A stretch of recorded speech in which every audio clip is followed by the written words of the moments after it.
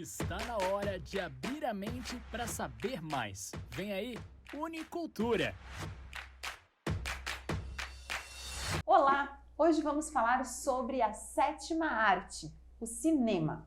E para conversar conosco sobre essa arte tão importante, temos aqui o professor Ricardo Weschenfelder. O professor Ricardo possui graduação em Cinema e Vídeo pela Universidade do Sul de Santa Catarina, Unisul, mestrado em Literatura pela Universidade Federal de Santa Catarina e doutorado em Ciências da Comunicação pela Universidade do Vale do Rio dos Sinos, a Unicinos. Ele é professor dos cursos de Publicidade, Propaganda e Design Gráfico aqui da Unifeb, além de ser coordenador do curso de pós-graduação em Cinema e Audiovisual da Unifeb e também atua como realizador audiovisual. Professor Ricardo, muito obrigado por aceitar o nosso convite, obrigado por estar aqui conosco no Unicultura. Muito obrigado. E para nós começarmos, o professor pode explicar para o público que está nos acompanhando qual é a sua ligação com o cinema? Bem, a minha ligação com o cinema ela começa mais forte na faculdade, na graduação. Mas eu sempre tive um ambiente em casa, assim, meus pais são cinéfilos, Tanto minha mãe como meu pai, e sempre tivemos esse hábito de assistir filmes, de gostar de filmes, enfim. Então já tinha esse certo ambiente, Mas aí na época da graduação, do vestibular, eu estava pensando em fazer jornalismo, Porque eu estava fotografando naquele período, Gostava de fotografia, gostava de literatura e tinha uma banda de rock. Então era literatura, imagem e som, e música. Então, eu acho que essa mistura dessas linguagens gerou o cinema, E aí, naquele período, foi em 98, surgiu o primeiro curso de cinema do Estado, de graduação, em nível de graduação, que foi o da Unisul. Então, e foi uma coincidência, foi meio naquele momento de decidir o que vai fazer da graduação, E aí eu acabei entrando no curso, E essa relação ficou mais forte, Ficou mais atuante, E o curso de cinema e audiovisual é um curso muito intenso, como nossos cursos aqui de publicidade, design, jogos, cursos criativos, a gente produz bastante. Então, já do primeiro semestre eu comecei a fazer curtas, experimentar, porque eu acho que é o momento de experimentar mesmo, no momento da graduação é esse, Claro, não é que a gente não experimente depois, depois de formado, enfim, a gente sempre está experimentando, mas eu acho que é um momento propício para essas experimentações e definir caminhos também, o que tu quer fazer, que tipo de cinema, Então eu comecei a fazer desde os primeiros semestres, E aí comecei a trabalhar com os professores também na época, Aí virei assistente de direção de uma professora, nos filmes. E eu ganhei um edital na época, quando eu estava cursando ainda a faculdade, 2001, que é um edital que existe até hoje do Governo do Estado para cinema, E aí foi maravilhoso, assim, estar na faculdade, ganhar um dinheiro para produzir, eu fiz um documentário, Miramar, Um Olhar para o Mundo, que foi um projeto importante, na minha história. E aí eu fiquei um ano assim, envolvido naquele documentário, Era um projeto grande. E isso me deu um incentivo, Então, a ligação surge assim, Dessa maneira. Acho que ficou mais forte na graduação mesmo, E aí segui, produzindo, a partir disso. E também aliando a questão da pesquisa também, aí eu fui fazer mestrado depois, doutorado, que é uma coisa que eu sempre gostei, assim, também de pensar sobre os filmes, de analisar, de criticar. Eu sempre tive isso também, um pouco o lado... Tento equilibrar as duas coisas, É meio esquizofrênico às vezes, mas tento equilibrar a realização, a produção, E também a análise, a pesquisa, que é uma coisa que eu gosto bastante, Bacana, e sim, Realmente o espaço da universidade é esse momento de descobertas, Sim, sim. E que bom que isso acontece dentro deste ambiente, Quando o aluno sai, ele já sai sabendo onde pisar, Exato, Isso é muito bacana. Mas quando nós falamos, professor, sobre a história do cinema, os ícones são os irmãos Auguste e Louis Lumière, que realizaram a primeira exibição pública cinematográfica.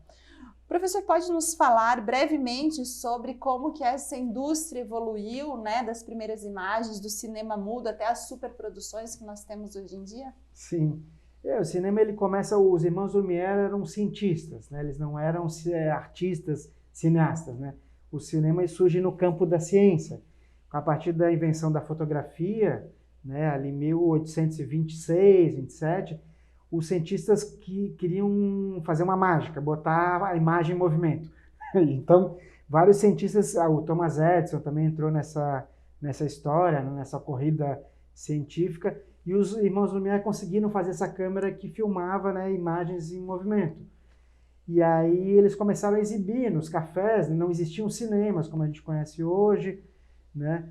E depois vem o Méliès, que começa com uma ficção, né, com imaginário, com cenários, que é muito importante. Tem uma superprodução do Méliès nessa época, que é A Viagem à Lua, né, que é maravilhoso, um filme maravilhoso que indico a todo mundo.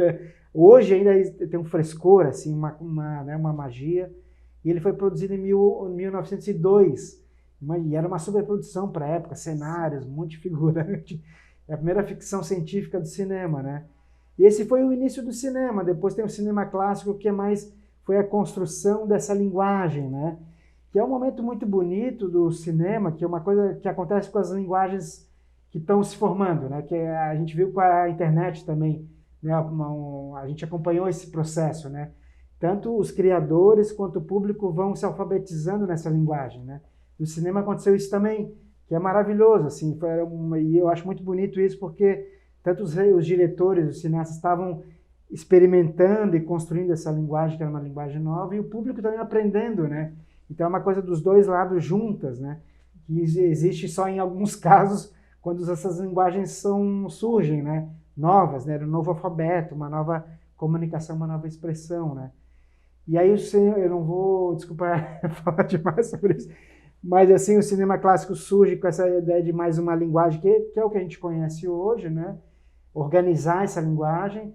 Depois, a partir da década de 50, do século XX, o cinema moderno, que vai meio desconstruir essa linguagem, assim, não é bem assim, vamos propor outras coisas, né? E o cinema contemporâneo hoje é essa mistura, né, do clássico e do moderno, né? Essas estéticas mais misturadas, né?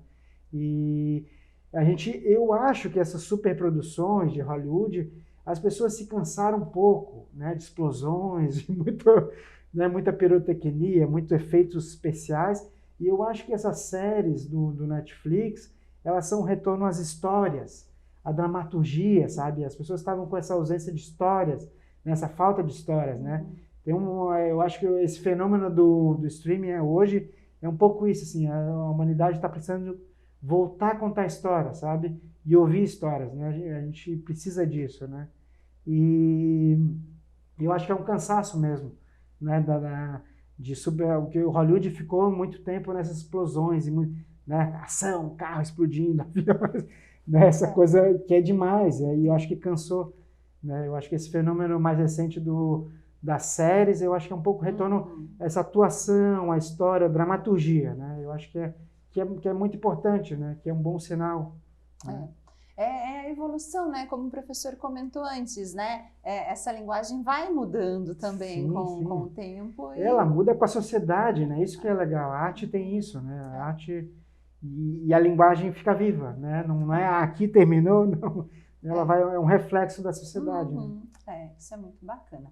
Mas hoje, como é que está o cinema no Brasil? Como que está o cenário do cinema nacional? Bem, a gente está num momento bem difícil, né? Assim, semana passada, né, a Cinemateca Brasileira pegou fogo, né? A gente perdeu um acervo inestimável, né? Assim, da nossa história, da nossa memória, né? Do nosso imaginário. A gente tem, assim, editais grandes, né? Das estatais que eram a Petrobras, por exemplo, que patrocinava a maioria do cinema brasileiro, não está patrocinando mais. Então, assim, a lei de incentivos, né, a Rouanet, a lei do audiovisual também estão paradas. Então, a gente está num momento bem crítico, assim, da produção de cinema e da memória do cinema brasileiro, né? É uma pena, um retrocesso, né? Mas, por outro lado, a gente tem ganhado prêmios, assim, em Cannes, né? Tem o Bacurau, que é um filme muito importante, ganhou prêmios, né, no mundo todo, e isso mostra a força, né, também do cinema brasileiro, né? Eu acho que vai passar, vai ser uma nova retomada, né? O cinema brasileiro vive de ciclos, né? A gente não tem uma continuidade, a gente não tem, como nos Estados Unidos, que é uma indústria consolidada, estúdios, né? A gente depende muito do poder público, do filme. E é uma atividade muito cara, né? É uma equipe grande, muitos equipamentos, né? Uma produção de um filme, às vezes é um longa-metragem, 2 milhões, enfim, né?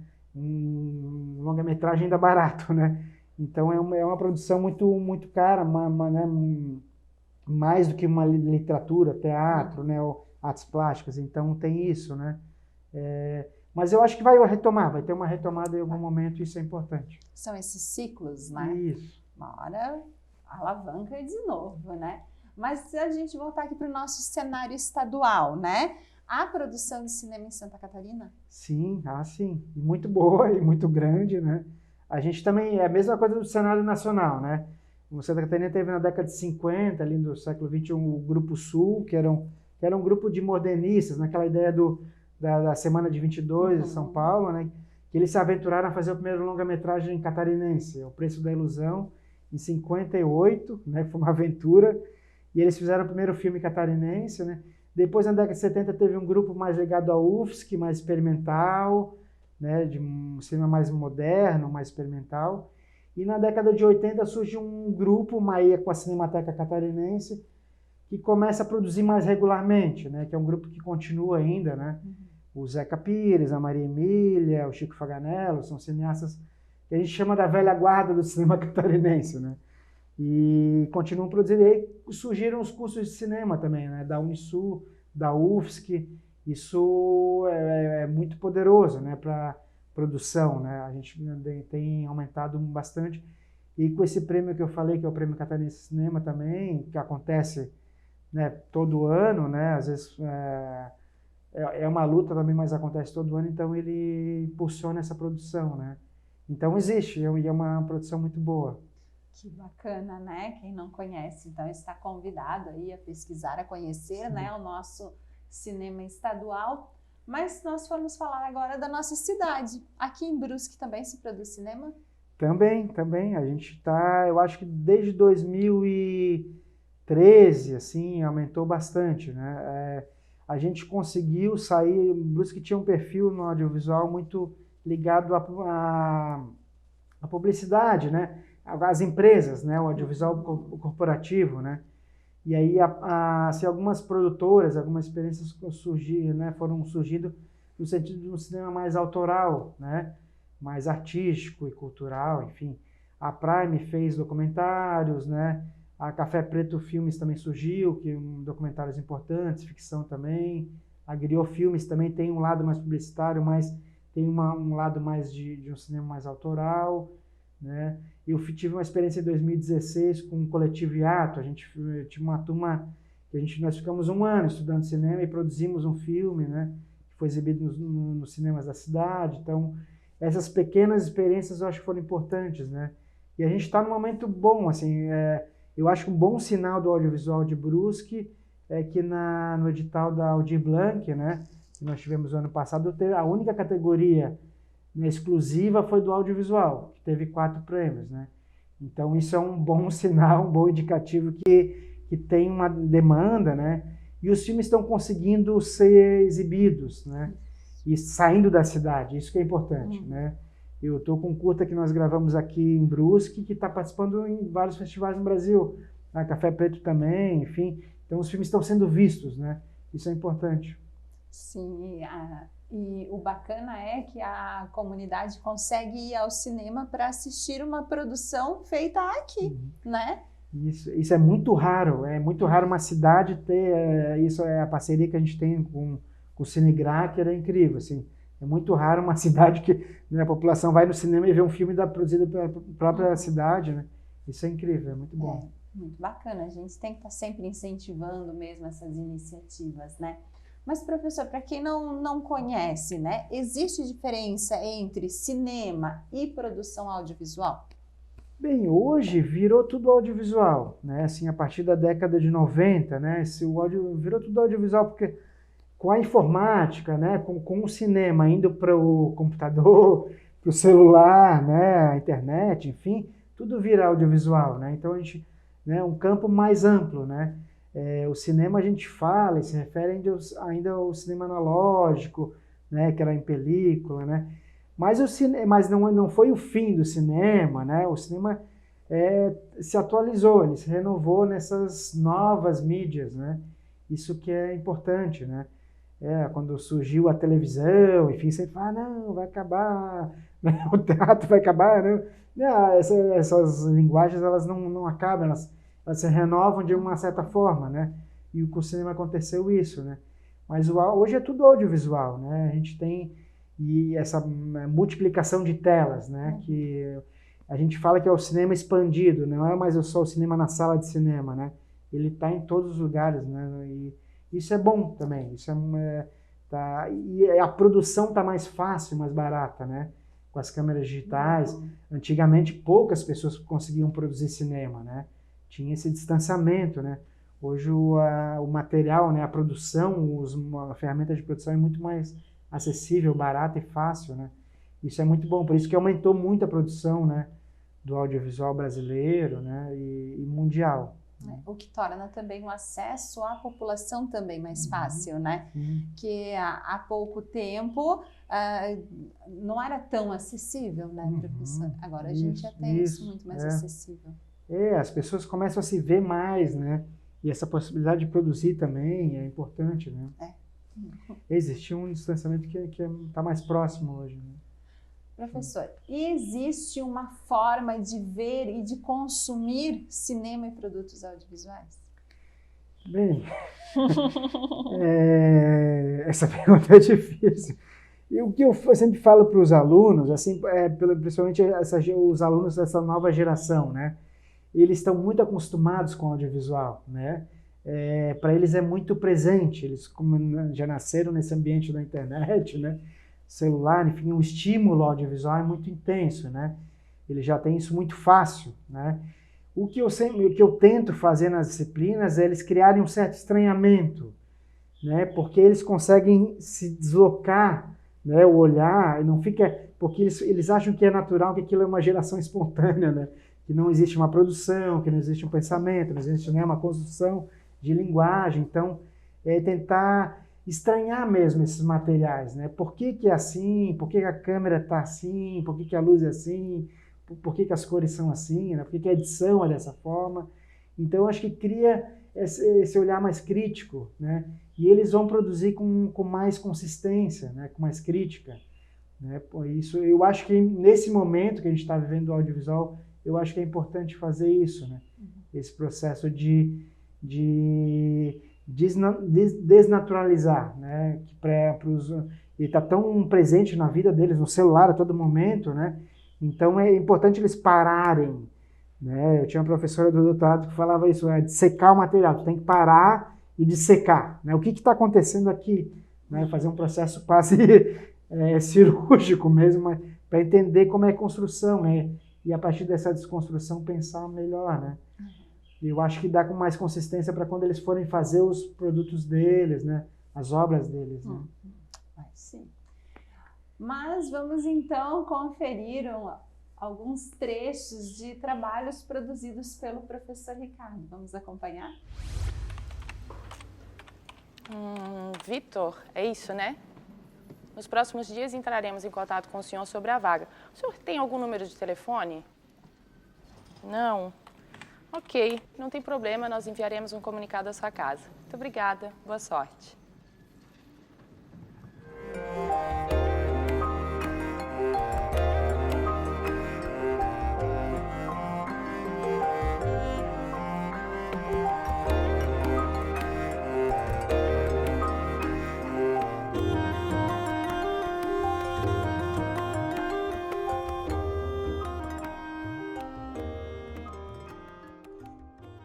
A ideia de transformação de metais em ouro, uma metáfora da mudança de consciência. A pedra bruta é transformada em ouro. a sabedoria. Para nós, que morávamos na colônia, o seminário era a oportunidade de crescimento espiritual e intelectual. Mais tarde eu descobri que essa não era a minha verdadeira vocação. 19. Nós temos um grande representante da literatura mórbida, Álvares de Azevedo.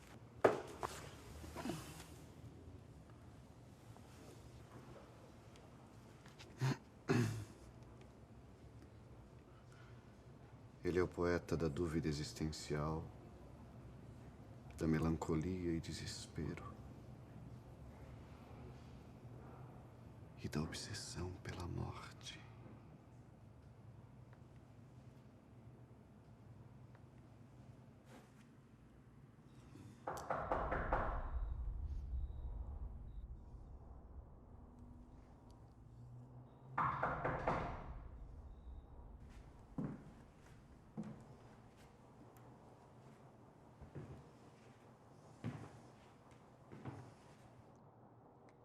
Quem é? É a Marta.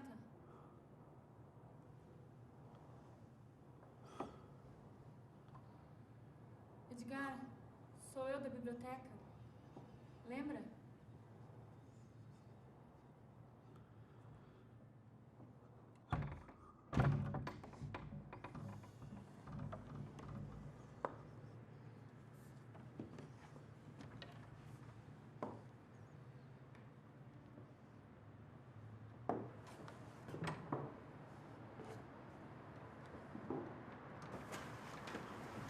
Por causa da chegada de uma forte massa de ar polar, existem grandes possibilidades de nevar nos próximos dias. Os turistas já podem ir se preparando para subir a serra neste final de semana.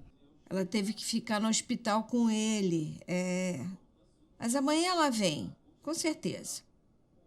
Não nevou, né? Ainda não. Que pena. Tudo bem, Zeneide. Só me promete que ele não vai mijar no meio da sala. E aqui na instituição também temos alguns projetos que incentivam o cinema.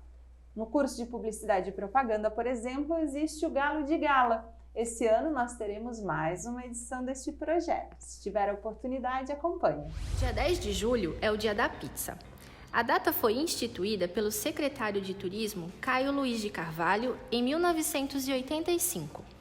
Nesse ano, foi feito um concurso no estado de São Paulo para eleger as 10 melhores receitas de mussarela e marguerita. O evento foi um sucesso. Então, o secretário escolheu a data de encerramento do curso como data oficial de comemoração. E aí, qual o seu sabor favorito?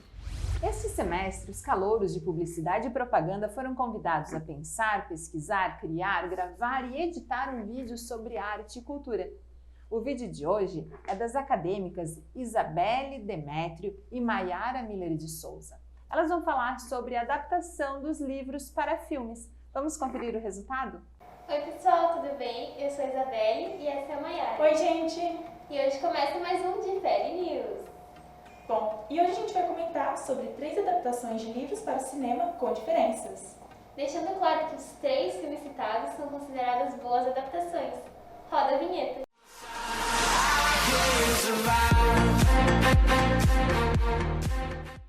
Vamos fazer um geralzão, ok? A primeira adaptação que iremos falar é A Culpa é das Estrelas, do autor John Green.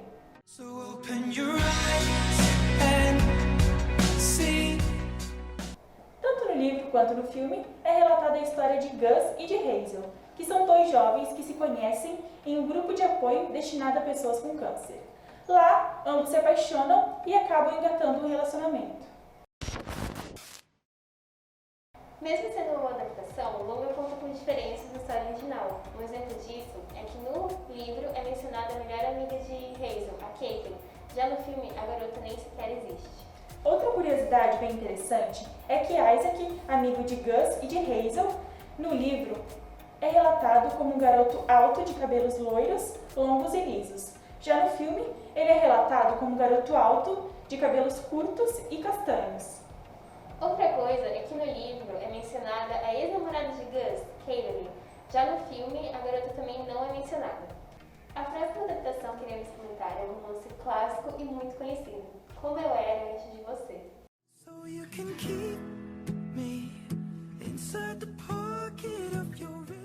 Bom, tanto no filme quanto no livro é retratada a história de Will Traynor, um jovem rico e muito bem sucedido, que tem uma vida muito boa. Porém, isso tudo muda quando ele sofre um acidente e acaba ficando tetraplégico e preso em uma cadeira de rodas. Depois do acidente, ele se torna profundamente depressivo e muito cínico, mas a vida dele começa a ganhar um pouco mais de sentido e cor depois de ele conhecer a Louisa Clark. A Louisa é uma jovem muito simples que foi contratada pelos pais para ser cuidadora dele. Bom, e vamos para as curiosidades. No livro, a família de Louisa não é tão amorosa e compreensiva quanto mostra no longo. Na verdade, ela é bem complicada, principalmente a relação dela com a irmã Thriller. Por conta da família dela, ela passa por muitos problemas ao longo da história e no filme nada disso é trabalhado. Um ponto muito interessante e que com certeza fez total diferença na adaptação do livro para o cinema foi a participação da autora Jojo Moyes no roteiro do filme. Claro que algumas situações tiveram que ser adaptadas para que façam sentido, o que felizmente funcionou, já que o filme não tem pontas soltas.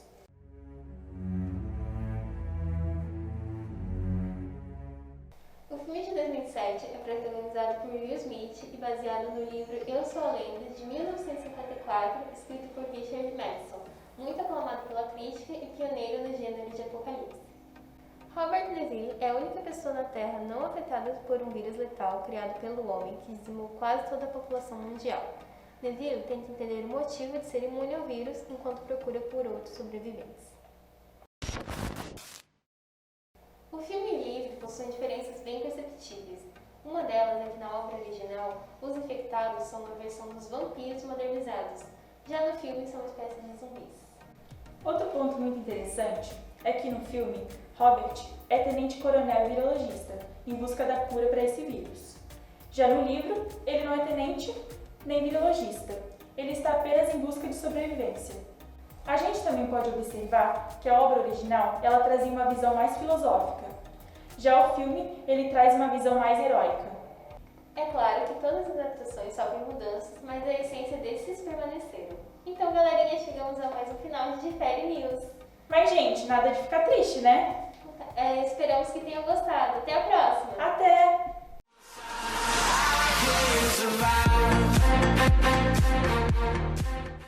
Este foi o nosso programa de hoje. Espero que tenham gostado e até o próximo Unicultura. Um abraço! Esta é a TV Uni, a televisão do curso de Publicidade e Propaganda da Unifeb.